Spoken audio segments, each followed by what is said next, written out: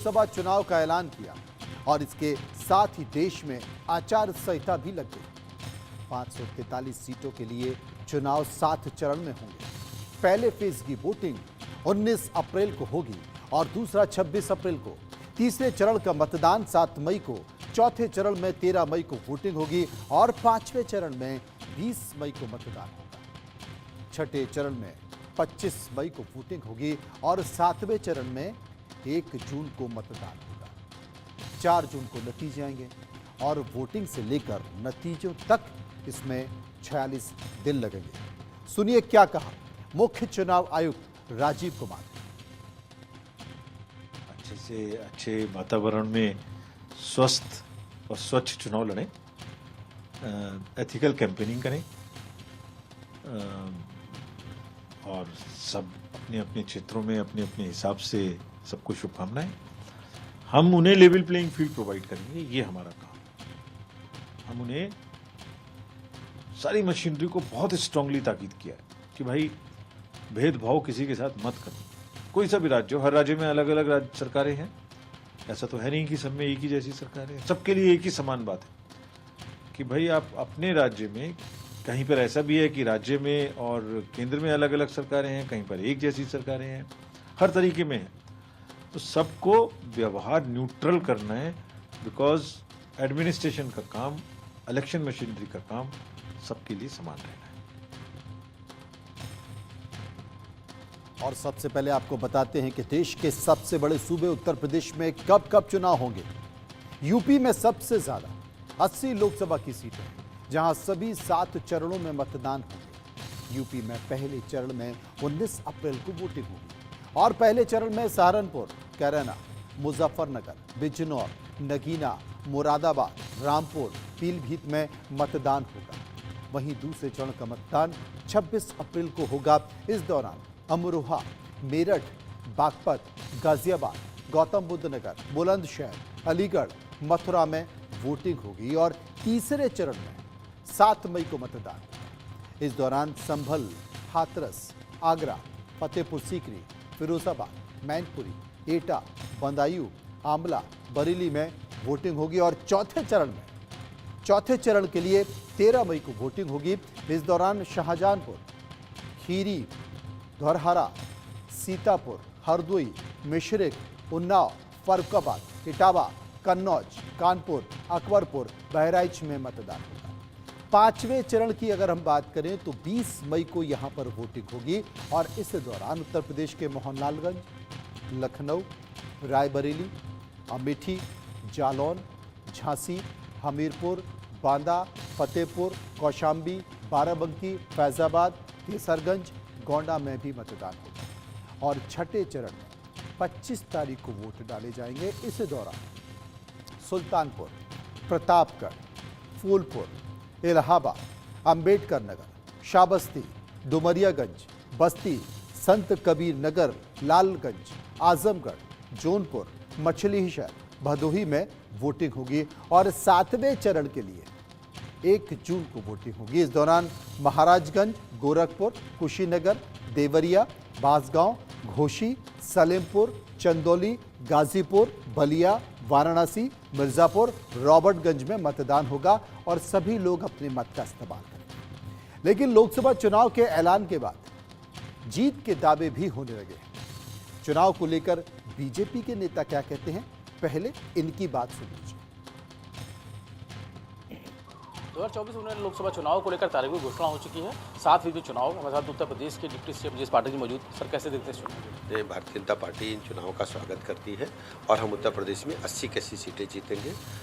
गरीब कल्याण योजनाओं के माध्यम से माननीय मोदी जी ने घर घर का आशीर्वाद प्राप्त किया है और प्रदेश के सभी लोगों का मानना है कि माननीय मोदी जी उनके अभिभावक हैं और भारतीय जनता पार्टी पूरे 5 वर्ष जनता के बीच में रहकर काम करती है। और आप देख रहे हैं यही परिणाम है। विपक्ष पूरी तरह से दिग्भ्रमित है, डिरेल्ड है और उनको कोई सफलता नहीं मिलेगी। 0 सीटें आएंगी विपक्ष की और हम 80 की 80 सीटें जीतेंगे। पिछली बार कुछ सीटें छूट गई थी समाजवादी पार्टी, इस बार भी आप देखेंगे कि परिणाम 14 से बेहतर आएगा। 14 में हम 73 जीते थे, इस बार 80 में 80 जीते। सुभाषपा भी साथ में, उसका भी सभी लोग साथ हैं। भारतीय जनता पार्टी विशाल परिवार है। विपक्ष गठबंधन कैसे देखते हैं? एकदम सुपर प्लान। जो यूपी में जो सीएम योगी आदित्यनाथ की अगुवाई में जो काम किया गया आप देखिए 80 में 80 सीटें भारतीय जनता पार्टी जीतेगी।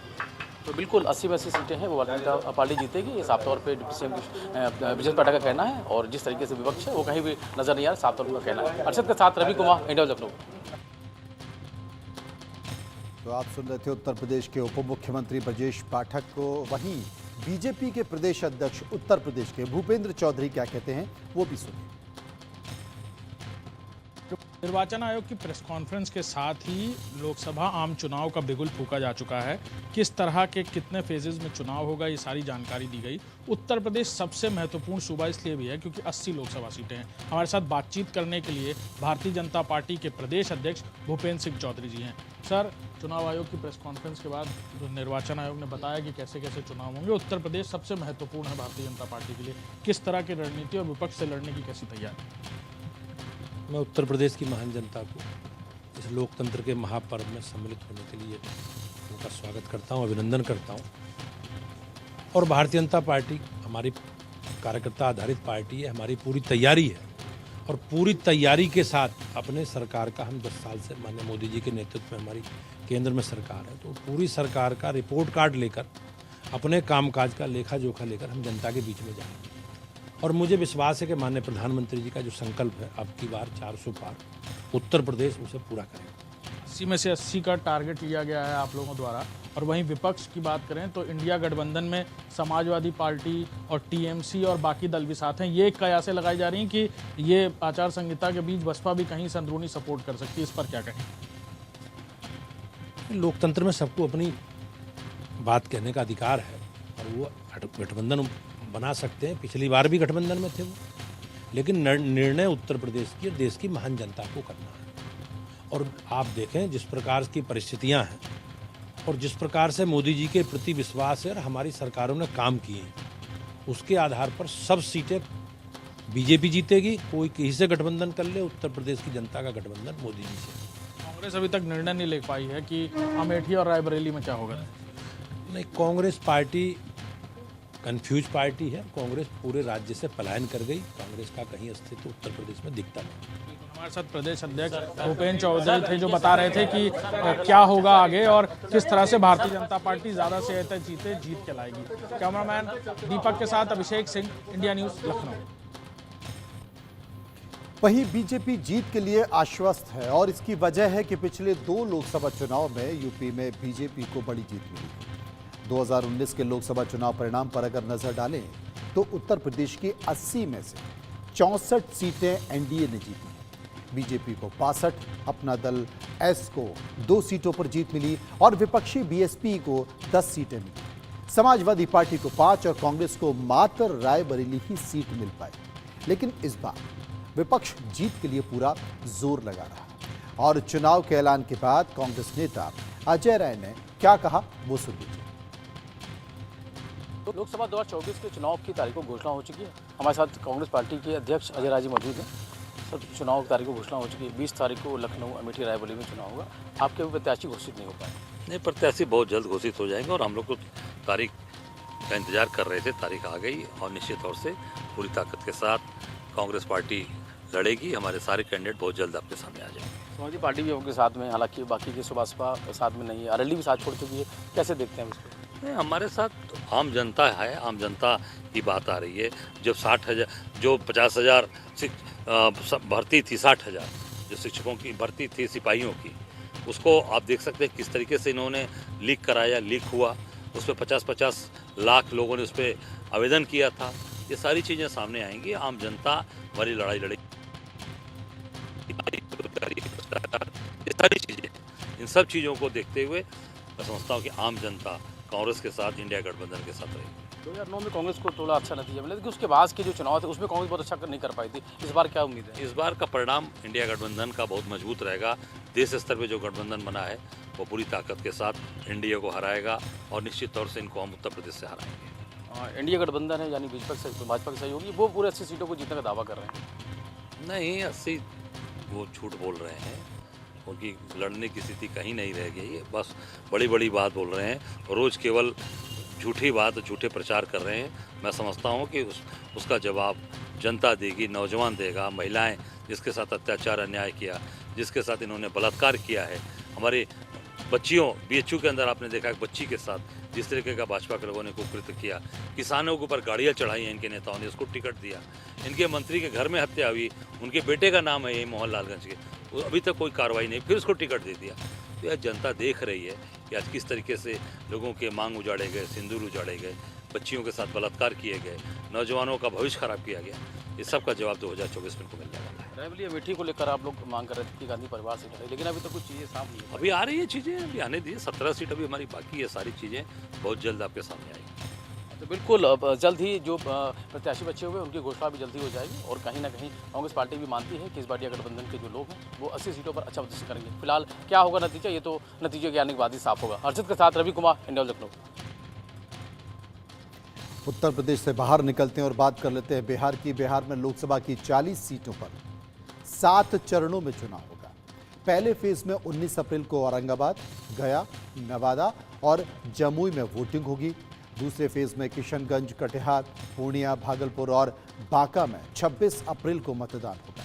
वहीं 7 मई को तीसरे चरण में झांझरपुर, सुपौल, अररिया, मधेपुरा और खगड़िया में मतदान होगा। चौथे चरण की बात करें तो 13 मई को दरभंगा, उजियारपुर, समस्तीपुर, बेगूसराय और मुंगेर में वोट डाले जाएंगे। इसके साथ ही 5वें चरण में 20 मई को सीतामढ़ी, मधुबनी, मुजफ्फरपुर, सारण और हाजीपुर में भी वोटिंग होगी।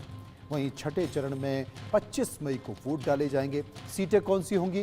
वाल्मीकि नगर, पश्चिमी चंपारण, शिवहर, वैशाली, गोपालगंज, सिवान में वोट डाले जाएंगे। जबकि 7वें चरण में 1 जून को नालंदा, पटना साहिब, पाटलिपुत्र, आरा, बक्सर, सासाराम, काराकट, जहानाबाद में मतदान होगा। लेकिन चुनाव के ऐलान के साथ ही बीजेपी अपनी बड़ी जीत का दावा कर रही है और बिहार के बीजेपी के नेता इस 2024 लोकसभा चुनाव में क्या कहते हैं वो सुनिए। चुनाव आयोग के द्वारा चुनाव का तिथि घोषित किया गया और उसका जो निर्देश दिया गया, निश्चित तौर पर ये लोकतंत्र के सबसे बड़े महापर्व का हम स्वागत भी करते हैं और पूरी तरह से लोकतंत्र को मजबूत करने के लिए सभी को संयम के साथ निर्देश का पालन करना, और भारतीय जनता पार्टी तो हमेशा संवैधानिक संस्था का सम्मान करती है और उसके दिशा निर्देश को पालन करते हुए लोकतंत्र के महापर्व में पूरी तरह से सकारात्मक भाव से भागीदारी करती है और सबको इसका सम्मान करना चाहिए। सामाजिक सद्भाव के साथ जनता के विश्वास को जीतने का प्रयास करना चाहिए। लोकसभा चुनाव की तारीखों का ऐलान हो गया है। हमारे साथ हैं बिहार सरकार के मंत्री नीरज सिंह बबलू हैं, उनसे बात करते हैं। सर, लोकसभा चुनाव की तारीखों की घोषणा होगी, 7 चरणों में चुनाव होगा। बहुत स्वागत है। इस 7वें चरण में जो चुनाव होगा काफ़ी बेहतर चुनाव होगा और जिस तरह से माननीय प्रधानमंत्री जी देश में काम कर रहे हैं, पूरा देश का नाम पूरे दुनिया में रोशन करने का काम किए हैं, तो जनता देश की तैयार बैठी है कि अब की बार 400 के पार होना तय है। और जिस तरह से बिहार में काम हुआ है और एनडीए की सरकार है, डबल इंजन की सरकार है, यहाँ 40 सीट में हम लोग 39 सीट जीते थे और इस बार हर हाल में हम लोग 40 का 40 जीतने वाले। गठबंधन में अभी तक सीट शेयरिंग को लेकर जो है पेच फंसा हुआ है, क्या कहेंगे? देखिए, पेच चलते रहता है और महागठबंधन का मैटर है, महागठबंधन अपना समझ ले। जो एनडीए का मैटर है वो भी क्लियर हो जाएगा बहुत जल्दी, सब कुछ स्पष्ट हो जाएगा। 1 से 2 दिनों में सभी चीज़ों का घोषणा हो जाएगा।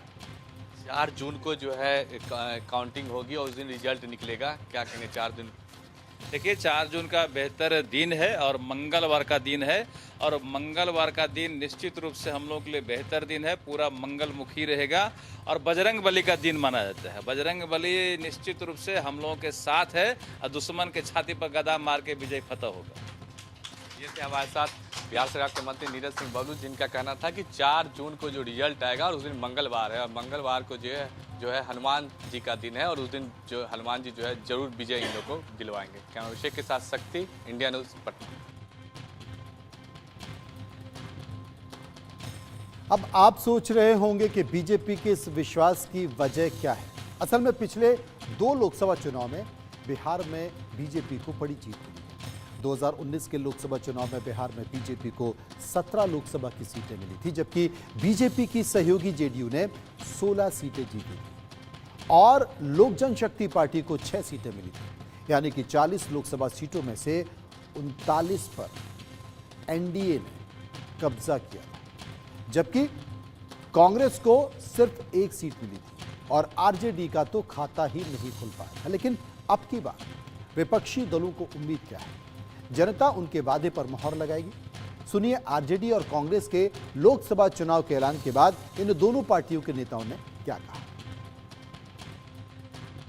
लोकसभा चुनाव की तारीखों का ऐलान हो गया है। हमारे साथ हैं इस पर बात करने के लिए आरजेडी के मुख्य प्रवक्ता शक्ति सिंह यादव हैं। सर, 7 चरण में चुनाव कराने का निर्णय भारत के चुनाव आयोग ने ली है। बिहार में 7 चरण में है। बिहार में कानून व्यवस्था खराब है, कानून का राज यहाँ है नहीं, तो 7 चरण में चुनाव कराने का निर्णय बिहार में भी लिया है चुनाव आयोग ने। और अंतिम चुनाव 7वां जो चरण है वो नालंदा में पड़ता है, क्योंकि जो हालात है उसमें अंतिम चरण रखा गया है।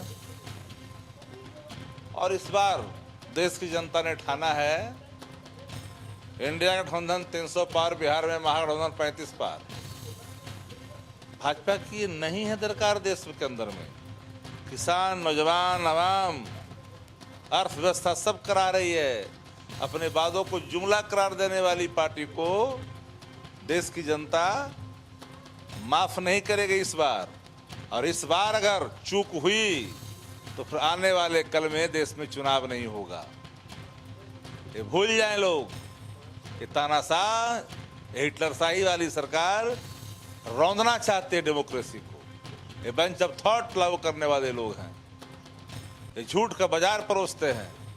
चुनाव अभी हुआ ही नहीं। आज मॉडल कोड ऑफ कंडक्ट आज से लगेगा, पहले ही 4 दिन से चल रहा है चैनलों पर। सर्वे रिपोर्ट लाए हैं घर से, जागीर है सर्वे इनका।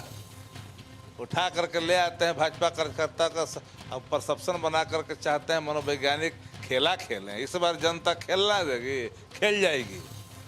ये थे हमारे साथ आरजेडी के मुख्य प्रवक्ता शक्ति सिंह यादव। कैमरा अभिषेक के साथ शक्ति, इंडिया न्यूज पटना। लोकसभा चुनाव की तारीखों का ऐलान हो चुका है। कांग्रेस पार्टी के वरिष्ठ नेता तारिक अनवर साहब हैं मेरे साथ बातचीत करने के लिए। सर, तारीखों का ऐलान हो गया है। एनडीए कह रहा है और बीजेपी कह रही है कि हम तैयार हैं। अब मैं आपसे पूछ रही हूँ, विपक्ष और कांग्रेस पार्टी कितनी तैयार है चुनावों के लिए? पूरी तरह हम भी तैयार हैं और मैं समझता हूँ कि हमारी तैयारी में कोई कमी नहीं है। ठीक है, उनके जैसा हमारे पास साधन नहीं है, धन नहीं है, बल नहीं है, लेकिन उसके बावजूद भी, वो तमाम कमियों के बावजूद हम पूरी तरह से इस चुनाव में उतरने के लिए तैयार हैं। ठीक है, लेकिन एक सवाल ये भी खड़ा होता है कि जिस तरह से 7 चरण में चुनाव करवाने की ऐलान किया गया है, 4 जून को जो है काउंटिंग होगी, लेकिन एक और आप लोग लगातार ये भी बोल रहे हैं कि आप लोगों के बैंक अकाउंट को फ्रीज कर लिया गया है। कांग्रेस पार्टी ये कहती है कि बार बार कि हमारे पास जो है पैसा ही नहीं है, हम किस तरह से कैंपेन करें, चुनाव लड़ें। तो आपको लगता है कि कहीं ना कहीं फेयर जो फील्डिंग है या फेयर फील्ड जो है वो कहीं ना कहीं चुनाव में देखने को नहीं मिल रही है? बिल्कुल सही है, और ये बात सही है कि अभी जिस प्रकार से इलेक्टोरल बॉन्ड का जो पूरी जानकारी लोगों को प्राप्त हुई है सुप्रीम कोर्ट की मेहरबानी से, तो इससे तो स्पष्ट हो रहा है कि किस तरह से भारतीय जनता पार्टी ने देश को एक तरह से लूटने का काम किया है, फिरौती का काम किया है, लोगों को ज़बरदस्ती गलत मुकदमों में फंसाकर उनसे पैसा वसूलने का काम किया है। ऐसी हालत में हमारे पास धन की कमी है, हमारे पास रिसोर्सेज की कमी है, और जिस तरह से हमारे अकाउंट को सीज़ किया गया है और वो भी बहुत ही चिंताजनक है। लेकिन सब के बावजूद, सारी कमियों के बावजूद, क्योंकि जनता हमारे साथ है, लोग महंगाई से, गरीबी से, बेरोजगारी से, भ्रष्टाचार से त्रस्त हैं, इसलिए हमें जनता का समर्थन है और जन समर्थन से हम इस चुनाव को जीतेंगे। ठीक है, लेकिन लगातार ये है कि जिस तरह से कांग्रेस पार्टी जिस स्पीड से काम कर रही है, क्योंकि अभी तक केवल 2 लिस्ट अनाउंस की गई हैं, जिसमें लगभग जो है कहा जा रहा है कि 80 नामों तक अभी आप लोगों ने ऐलान किया है, काफ़ी नाम बचे हुए हैं। आखिरकार लोकसभा चुनाव की तारीखों का आज ऐलान हो चुका है, इतनी देरी क्यों हो रही है? क्योंकि वहां अगर देखा जाए तो बीजेपी ने अधिकतर अपने उम्मीदवारों को मैदान में उतार दिया है। एनडीए, मोदी जी लगातार बोलते हैं कि एनडीए 400 पार लेकर आएगा, लेकिन कांग्रेस पार्टी की तैयारी में इतनी देरी क्यों है? देखिए, नारा देना बहुत आसान होता है, 400 के पार 500 के पार कर दीजिए, जो बोलना है बोल दीजिए। हकीकत ये है कि भारतीय जनता पार्टी बहुत घबराई हुई है, उनको ग्राउंड रियलिटी का अंदाज़ा है। जो ज़मीनी सच्चाई वो ये है कि लोगों में बड़ा असंतोष है, लोग वर्तमान शासन से तंग आ चुके हैं, परेशान हो चुके हैं। और अभी इलेक्टोरल बॉन्ड्स का जो पूरा जानकारी जो प्राप्त हुई है, वो उससे तो ये पता चला कि ये सरकार सबसे भ्रष्ट सरकार है। अब तक के कांग्रेस के इतिहास में ऐसा कोई भी ऐसी सरकार नहीं थी। और ठीक है, लिस्ट बनने में थोड़ा सूची में हो सकता है कि विलम्ब हो, लेकिन ऐसा नहीं है कि उनके यहाँ भी सारा कुछ सुचारू रूप से चल रहा है। पहले हमने आपको दिखाया उत्तर प्रदेश की बात, फिर हमने बिहार की बात बताई। अब बात करते हैं मध्य प्रदेश की। मध्य प्रदेश की 29 लोकसभा सीटों के लिए 4 चरणों में वोटिंग होगी। पहले चरण में 19 अप्रैल को सीधी, शहडोल, जबलपुर, मंडला, बालाघाट और छिंदवाड़ा में वोट डाले जाएंगे। दूसरे चरण यानी कि 26 अप्रैल को टीकमगढ़, दमोह, खजुराहो, सतना, रीवा, होशंगाबाद और बैतूल में मतदान होगा। इसके अलावा तीसरे चरण में 7 मई को मुरैना, भिंड, ग्वालियर, गुना, सागर, विदिशा और भोपाल में वोटिंग होगी। और चौथे चरण यानी कि 13 मई को देवास, उज्जैन, मंदसौर, रतलाम, धार, इंदौर, खरगोन और खंडवा में मतदान किया जाएगा। वहीं लोकसभा चुनाव के बाद मध्य प्रदेश के पूर्व मुख्यमंत्री और विदिशा से बीजेपी के उम्मीदवार शिवराज सिंह चौहान ने क्या कहा, सुनिए। मध्य प्रदेश के पूर्व मुख्यमंत्री शिवराज सिंह चौहान और विदिशा से सांसद प्रत्याशी इस वक्त हमारे साथ मौजूद हैं। सर, चुनाव की तारीखों का ऐलान हो चुका है, आपकी तैयारी भी जोरों शोरों से है। मध्य प्रदेश से इस बार कितनी सीटें? 29 में से 29 सीट भारतीय जनता पार्टी जीतेगी। हम छिंदवाड़ा भी इस बार जीतेंगे। सर, इस बार 400 पार का नारा दिया जाए। ये केवल नारा नहीं है, जनता की असीम श्रद्धा और अटल विश्वास हमारे प्रधानमंत्री श्रीमान नरेंद्र मोदी जी में है। और इसलिए भारतीय जनता पार्टी के पक्ष में इस बार लहर नहीं, आंधी चल रही है। हम 400 के पार जाएंगे। सर, मोदी जी ने कहा है कि हर एक बूथ में 370 वोट जो है नए मतदाता। सब कार्यकर्ता जुट गए, बूथ कमेटियां, कार्यकर्ता, नेता, और जो हमारे प्रधानमंत्री जी ने, हमारे नेता ने कहा वो होगा। विदिशा से आपका नाता रहा है, इस बार कितने वोटों से? जनता का असीम प्यार और विश्वास है। मुझे पूरा विश्वास है कि परिणाम बहुत अच्छे आएंगे। साफ तौर पे मध्य प्रदेश के पूर्व मुख्यमंत्री शिवराज सिंह चौहान और विदिशा से सांसद, उनका यही कहना है कि इस बार मध्य प्रदेश की 29 लोकसभा सीटें जो है बीजेपी जीतेगी। कैमरामैन अजय कटियार के साथ कुलभूषण सक्सेना, इंडिया न्यूज, भोपाल। वहीं बीजेपी जीत के लिए आश्वस्त है और इसकी वजह है कि पिछले लोकसभा चुनाव में बीजेपी का प्रदर्शन कैसा रहा। 2019 के लोकसभा चुनाव में मध्य प्रदेश की 29 में से 28 सीटें बीजेपी ने जीती। कांग्रेस केवल 1 सीट ही जीत पाई और वो सीट थी छिंदवाड़ा की, जहां से नकुल नाथ उम्मीदवार थे, कमलनाथ के बेटे। और इस बार भी बीजेपी कमल खिलाने का दावा कर रही है। सुनिए चुनाव के ऐलान के बाद मध्य प्रदेश के मुख्यमंत्री मोहन यादव ने क्या कहा। चुनाव है जो सीधी, शहडोल, जबलपुर, मंडला, बालाघाट, छिंदवाड़ा। दूसरे चरण में 26 अप्रैल को है, जिसमें 7 सीटें हैं। टीकमगढ़, दमोह, खजुराहो, सतना, रीवा, होशंगाबाद, बैतूल। इसी प्रकार से हमारा तीसरा चरण 7 मई को प्रारंभ होगा, जिसमें 8 सीटें हैं, जो हमारा चंबल का बेल्ट आता है। मुरैना, भिंड, ग्वालियर, गुना, सागर, विदिशा, भोपाल, राजगढ़, यानी मध्य भारत वाला पूरा बेल्ट इसमें आएगा। इसी प्रकार से मालवा का बेल्ट हमारा चौथे चरण में आएगा। इसमें 13 मई को इसके वोट डलेंगे। देवास, उज्जैन, इंदौर, मंदसौर, रतलाम, धार, खरगोन, खंडवा, ये निमाड़ और मालवा का बेल्ट रहेगा। मुझे पूरा भरोसा है चुनाव आयोग के मार्गदर्शन में हमारे अपने सभी मतदाता अपने मताधिकार का उपयोग करेंगे और खासकर इस लोकतंत्र के पावन यज्ञ में हम सबकी जवाबदारी भी। और चुनाव आयोग ने जैसा कहा है, हर व्यक्ति को वो कोशिश करेंगे हर एक व्यक्ति का वोट डले। और आपके माध्यम से मैं अपील करना चाहूँगा कि हर व्यक्ति जिसको इस चुनाव आयोग के निर्देश के अनुसार जिनने 18 वर्ष की आयु पूरी कर ली है वैसे तमाम युवा और बुजुर्ग से बुजुर्ग व्यक्ति जिसको जहां जैसी सुविधा मिले वो अपने मतदान का जरूर उपयोग करें। तो मध्य प्रदेश के बाद मैं आपको महाराष्ट्र लिए चलता हूं। महाराष्ट्र के मतदान की बात कर लेते हैं।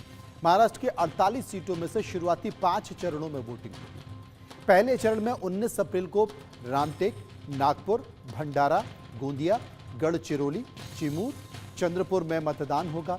दूसरे चरण में यानी कि 26 अप्रैल को बुलढाणा, अकोला, अमरावती, वर्धा, यवतमाल, वाशिम, हिंगोली, नांदेड़, परभनी में मतदान होगा और 7 मई को तीसरे चरण में रायगढ़, बारामती, उस्मानाबाद, लातूर, सोलापुर, माड़ा, शामली, सतारा, रत्नागिरी, सिंधुदुर्ग, कोल्हापुर और हाथरकंगले में भी वोटिंग होगी। चौथे चरण में 13 मई को नंदुरबार, जलगांव, रावेर, जालना, औरंगाबाद, मावल, पुणे, शिरूर, अहमदनगर, शिरडी, बीड़ में मतदान होगा। वहीं 5वें चरण में 20 मई को धुले, डिंडोरी, नासिक, पालघर, भिवंडी, कल्याण, ठाणे, मुंबई उत्तर पश्चिम, मुंबई उत्तर पूर्व, मुंबई उत्तर मध्य, मुंबई दक्षिण मध्य, मुंबई दक्षिण में मतदान होगा। और चुनाव के ऐलान के बाद महाराष्ट्र के सियासी दलों की अपने अपनी बातें हैं, अपने अपने दावे हैं, वो भी जीत के। किस तरीके से, प्रियंका चतुर्वेदी को सबसे पहले सुनिए।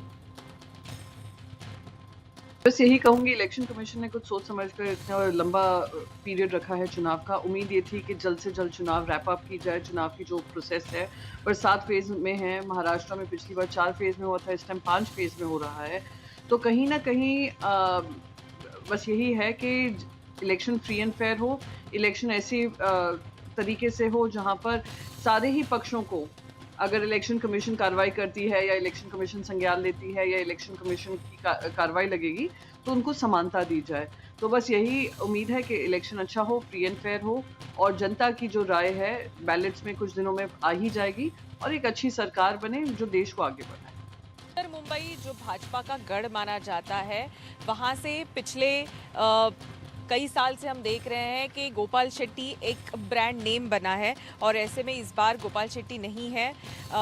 वहाँ के लोगों के भी काफ़ी प्रतिक्रियाएं आ रही हैं। सीधे बात करते हैं गोपाल शेट्टी जी से। सर, बहुत बहुत स्वागत आपका इंडिया न्यूज़ में। हम देख रहे हैं कि जैसे मैंने कहा कि गोपाल शेट्टी खुद ही एक ब्रांड है। जब देखा जाता है कार्यकर्ताओं में एक थोड़ी सी नाराज़गी हम देख रहे हैं जो निर्णय है उसकी वजह से, आप क्या कहना चाहेंगे?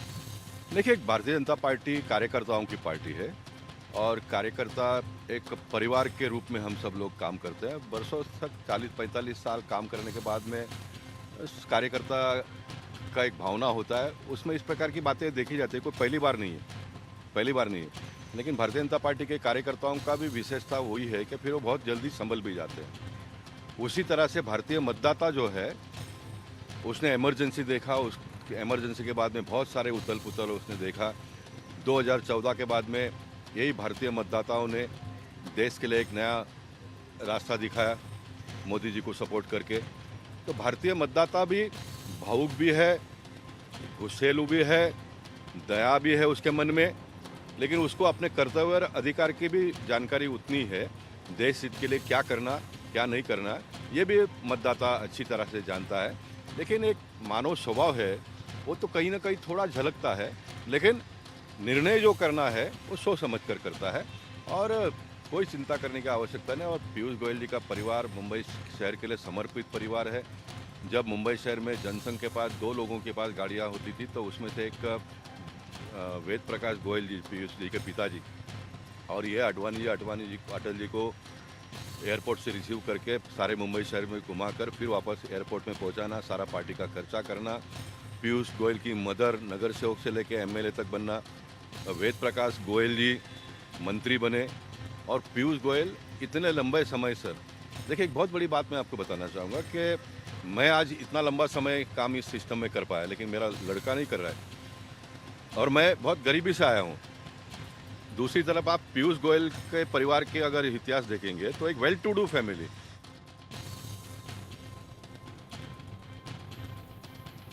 वही बीजेपी जीत के लिए आश्वस्त तो है और इसके पीछे की वजह 2019 का चुनावी परिणाम है। 2019 के परिणाम पर अगर नजर डालें तो महाराष्ट्र में बीजेपी को 23 सीटें मिली थी, जबकि उसकी सहयोगी शिवसेना को 18 सीटें मिली थी। वहीं एनसीपी को 4, कांग्रेस को 1, एआईएमआईएम को 1 और सीट निर्दलीय उम्मीदवार के तौर पर थी। वो कैंडिडेट नवनीत राणा रही, जो कि विजय रही।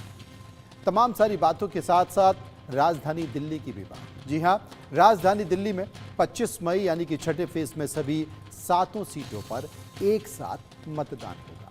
2019 लोकसभा चुनाव में बीजेपी ने सभी 7 सीटों पर चुनाव जीता। इस बार बीजेपी ने दिल्ली में अपने 6 वर्तमान सांसदों का टिकट काट दिया। सिर्फ मनोज तिवारी को ही पार्टी ने टिकट वापस दिया। पार्टी में कौन कौन सी सीटें हैं उस पर भी नजर डालें। चांदनी चौक, उत्तर पश्चिम दिल्ली, पूर्वी दिल्ली, उत्तर पूर्वी दिल्ली, दक्षिणी दिल्ली और नई दिल्ली। इन तमाम सीटों पर जो वोट डाले जाएंगे वो एक ही चरण में डाले जाएंगे। इस बीच आम आदमी पार्टी के मंत्री, सरकार के मंत्री गोपाल राय क्या कुछ कहते हैं, सुनिए। देखिए, आम आदमी पार्टी इस चुनाव के ऐलान का स्वागत करती है। आम आदमी पार्टी पूरी तरह से तैयार है। इंडिया गठबंधन के साथ मिल करके हम पूरी मजबूती के साथ चुनाव लड़ेंगे और हमें इस बात का भरोसा है कि जिस तरह से भारतीय जनता पार्टी की 10 साल की सरकार रही है, जिस तरह से संविधान, लोकतंत्र, सभीयों की धज्जियां उड़ाई गई, मुझे लगता है कि आज खास तौर से जो इलेक्टोरल बॉन्ड का जो पूरा पर्दाफाश हुआ है और उसमें पूरे देश ने देखा है कि किस तरह से एक आधुनिक भ्रष्टाचार का जाल जो है इलेक्टोरल बॉन्ड के माध्यम से बिछाया गया। मुझे लगता है कि ये सब जनता देख रही है और जनता के पास अभी तक अपनी आवाज़ उठाने के सारे दरवाजे बंद कर दिए गए। चुनाव आयोग के निर्णय का स्वागत करते हैं और जब 4 जून को नई सरकार बन रही होगी, माननीय मोदी जी तीसरी बार प्रधानमंत्री के रूप में सबको दिखाई दे रहे होंगे, वो क्षण जो है वो हर्ष और उल्लास का होगा। 25 मई छठे चरण में दिल्ली के चुनाव होने वाले हैं और मुझे विश्वास है अपने कार्यकर्ताओं की मेहनत पर और दिल्ली की जनता जो स्नेह माननीय मोदी जी को देती है, भारतीय जनता पार्टी को देती है। 2014 में भी, 2019 में भी हमें 7 सीटें जिताई थी। 2024 की भी 7 सीटें दिल्ली की जनता अपने आशीर्वाद से हमें जिताएगी और हम सब मिलकर माननीय मोदी जी को तीसरी बार प्रधानमंत्री बनाएंगे और जिस विकसित भारत की बात माननीय प्रधानमंत्री जी बार बार अपने संकल्प में ले रहे हैं, उसकी पूर्ति के लिए हम सब अपनी आहुति देंगे। तो दिल्ली की लोकसभा सीटें और उसके मतदान को आपने सुना। आइए अब आप बात करते हैं पश्चिम बंगाल। यूपी और बिहार की तरह बंगाल में भी सभी 7 चरणों में मतदान होंगे। 19 अप्रैल को पहले चरण के लिए बंगाल में 3 सीट कूच बिहार, अलीपुरद्वार और जलपाईगुड़ी में मतदान होगा। 26 अप्रैल को दूसरे चरण में भी 3 सीटों पर वोट डाले जाएंगे। 7 मई को तीसरे फेज के लिए मालदा उत्तर, मालदा दक्षिण, जंगीपुर और मुर्शिदाबाद में मतदान होगा। चौथे चरण के लिए 13 मई को 8 सीटों पर वोटिंग होगी। वहीं 20 मई को 5वें फेज में 7 सीटों पर वोटिंग होगी, जबकि 25 मई को छठे चरण में 8 और 1 जून को 7वें चरण में 9 सीटों पर मतदान होगा। लोकसभा चुनाव के पहले देश की जनता का मूड क्या है? देश की जनता अब की बार किस चेहरे पर, किस पार्टी पर अपनी मोहर लगाएगी या विकास पर जनता करेगी भरोसा? मोदी फैक्टर में अब की बार क्या होगा 400 पार या फिर इंडी गठबंधन बिगाड़े रखे? इंडिया न्यूज कुछ सवालों के साथ देश की जनता के बीच पहुंच रहा है और उत्तर प्रदेश की जनता के बीच जब इन सवालों के साथ लेकर इंडिया टीम की पहुंची तो नतीजे निकलकर सामने आते हैं। दिखाते हैं आपको हमने जो सवाल लोगों से पूछा और उनकी राय भी आपको दिखाएंगे। पहला सवाल था जो हमने लोगों से पूछा, लोकसभा चुनाव में आपके लिए सबसे बड़ा मुद्दा क्या है? विकास, डेवलपमेंट 16.21%, महंगाई 15.85%, भ्रष्टाचार के खिलाफ अभियान 11.90%, बेरोजगारी 45.98% और इनमें से कोई नहीं 10.06%। सर्वे का दूसरा सवाल, लोकसभा चुनाव में आप किस आधार पर वोट देंगे? पार्टी 26.35%, पार्टी के आधार पर। उम्मीदवार के आधार पर 10.54%, धर्म और जाति के आधार पर 1.07%, कामकाज के आधार पर 39.39% और इनमें से कोई नहीं 2.65%। सर्वे का तीसरा सवाल हमने लोगों से पूछा कि बतौर प्रधानमंत्री नरेंद्र मोदी का कामकाज कैसा है। खराब 18.79%, अच्छा 36.15%, बहुत अच्छा 44.42%, कह नहीं सकते 0.64%। लोकसभा चुनाव में एक और सवाल हमने पूछा कि लोकसभा चुनाव में मोदी फैक्टर कितना काम करेगा। थोड़ा 15.95%, ज्यादा 29.12%, बहुत ज्यादा 49.97%, बिल्कुल नहीं 6.45%, कह नहीं सकते 3.51%। सर्वे का पांचवा सवाल हमने लोगों से पूछा, आपके लिहाज से 2024 लोकसभा चुनाव में किसकी सरकार बनेगी। भाजपा और सहयोगी दल की 73.38%, एक बड़ा आंकड़ा। कांग्रेस और सहयोगी दल यानी कि इंडी गठबंधन की 6.95%। क्षेत्रीय दलों की साझा सरकार 6.81% और 12.86% लोग ऐसे थे जिन्होंने अपनी कोई भी राय नहीं दी। असल में लोकसभा चुनाव से पहले देश की जनता का क्या मूड है। देश की जनता अब की बार किस चेहरे और किस पार्टी पर अपनी मुहर लगा सकती है। क्या जनता विकास पर मुहर लगाएगी। मोदी फैक्टर में अब की बार क्या 400 पार होगा, या फिर तमाम सारी चीज़ों के बीच इंडिया गठबंधन अपना रंग दिखाएगा, क्योंकि कई सारे मुद्दों के साथ वो जनता के बीच जा रहा है। इस बीच हरियाणा की जनता के सवाल हैं, और हरियाणा की जनता से जो हमने सवाल पूछे, इंडिया न्यूज़ की टीम पहुंची और तमाम सारे नतीजे निकल कर आए। और हरियाणा की जनता से हमने पूछा कि लोकसभा चुनाव में आपके लिए सबसे बड़ा मुद्दा क्या है। विकास 19.11%, महंगाई 12.04%, भ्रष्टाचार के खिलाफ अभियान 12.79%, बेरोजगारी 45.54% और इनमें से कोई नहीं 10.52%। दूसरा सवाल हमने हरियाणा की जनता से पूछा, लोकसभा चुनाव में आप किस आधार पर वोट देंगे।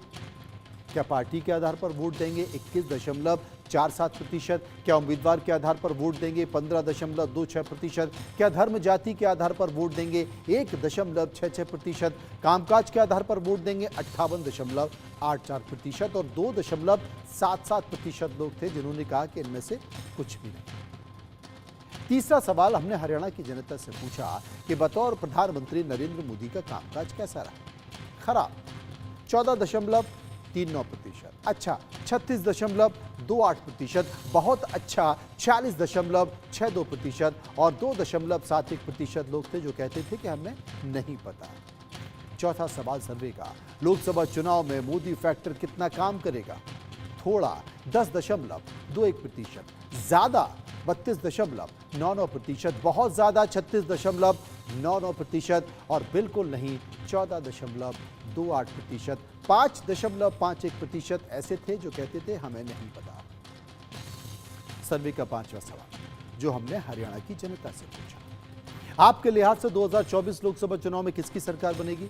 भाजपा और सहयोगी दल की सरकार 68.13%, कांग्रेस और सहयोगी दलों की सरकार यानी कि इंडी गठबंधन 11.68%, क्षेत्रीय दलों की साझा सरकार 5.28% और 14.91% लोग ऐसे थे जिन्होंने कहा कि हम इस पर कुछ नहीं कह सकते। अब हरियाणा में कब कब मतदान हुआ, कितने प्रतिशत मतदान हुए, उसका रुख कर लेते हैं। हरियाणा में छठे फेज यानी कि 25 मई को वोटिंग होगी और इसके साथ साथ हरियाणा की सभी 10 सीटें अंबाला, करनाल, सोनीपत, रोहतक, सिरसा, कुरुक्षेत्र, फरीदाबाद, गुरुग्राम, भिवानी, महेंद्रगढ़ और हिसार में एक ही दिन मतदान होगा, यानी कि एक फीसदी।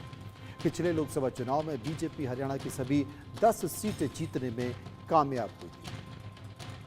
लोकसभा चुनाव की घोषणा के बाद हरियाणा में इंडियन नेशनल लोकदल के नेता अभय चौटाला ने क्या कहा, उनकी बातों को गौर से सुनिए। लोकसभा चुनावों का बिगुल बज चुका है और हरियाणा के परिप्रेक्ष्य की अगर बात करें तो 25 मई, जी हां, हरियाणा में 25 मई को जो है यानी कि छठे फेज में वोटिंग जो है वो होगी। ऐसे में अब तमाम पॉलिटिकल पार्टियां, राजनीतिक पार्टियां जो है वो अपने चुनावी प्रचार में जुटती नजर आएंगी। मेरे साथ इस समय मौजूद हैं इनेलो के वरिष्ठ नेता व कुरुक्षेत्र से इनेलो के लोकसभा सीट के लिए उम्मीदवार अभय चौटाला साहब। तो साहब, सबसे पहले दावेदारी आपने जो है लोकसभा की कुरुक्षेत्र सीट से जो है पेश की है। इंडिया गठबंधन अलायंस के वहां पे कैंडिडेट हैं, क्या समीकरण देखे हैं सर और किस तरह से इस कंटेस्ट और चुनाव को लड़ने की तैयारी? ये मेरी दावेदारी नहीं, ये हमारी पार्टी का फैसला है, ये कुरुक्षेत्र की जनता का फैसला है।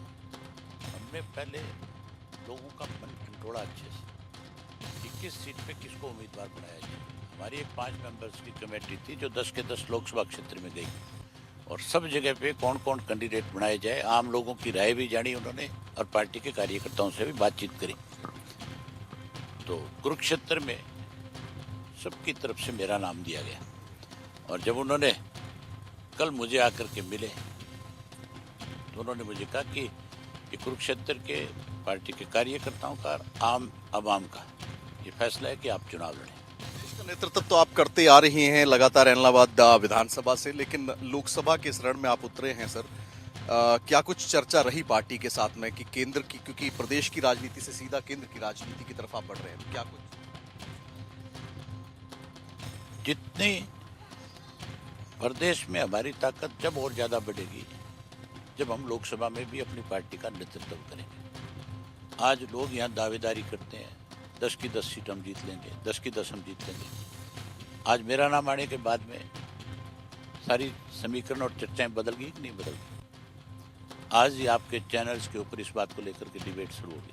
आज हरियाणा का एक एक व्यक्ति जो किसी भी राजनीतिक दल से जुड़ा हुआ है आज कुरुक्षेत्र की तरफ देखने लग गया। हम 10 के 10 ऐसे उम्मीदवार देंगे कि हर आदमी इस बात की चर्चा करेगा कि इंडियन नेशनल लोकदल पार्टी जो है वो बहुत आगे बढ़ रही है। आपके कब तक उम्मीदवार जो हैं वो पूरे के पूरे बाकी के 9 जो लोकसभाएं वहां उतारे जाएंगे और बाकियों के हम जल्दी घोषणा करेंगे। हम अपने साथियों की बैठक करने जा रहे हैं, आज तय करेंगे। उसी दिन बैठक करके सब नामों पे विचार करके जल्दी घोषणा करें। अभय सिंह चौटाला हैं, लाजमी सी बात है कुरुक्षेत्र से जो है वो कैंडिडेचर यानी कि वो उम्मीदवारी जो है वो पार्टी की ओर से अभय सिंह चौटाला को दी गई है, नामांकन दर्ज करेंगे। कैमरा पर्सन जतिन के साथ विपिन परमार, इंडिया न्यूज, चंडीगढ़। उधर लोकसभा चुनाव का ऐलान